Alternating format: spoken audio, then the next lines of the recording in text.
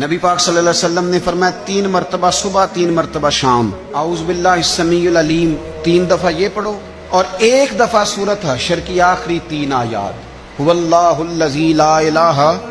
الا هو عالم الغیب والشہادۃ هو الرحمن الرحیم۔ اعوذ باللہ من الشیطان الرجیم ہے نا، اس کو پڑھنا ہے اعوذ باللہ السمیع العلیم من الشیطان الرجیم۔ فرمایا 3 دفعہ اس کو پڑھو اور 1 دفعہ سورہ حشر کی 3 آیتیں، 1 دفعہ صبح اور 1 دفعہ شام۔ صبح کیا ہے، شام کیا ہے؟ تو اعلیٰ حضرت بریلوی فرماتے ہیں صبح سے مراد ہے آدھی رات ڈھلنے سے لے کر سورج نکلنے تک،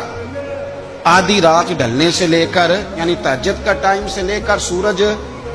اور شام کیا ہے، دوپہر ڈھلنے سے لے کر مغرب کی اذان تک،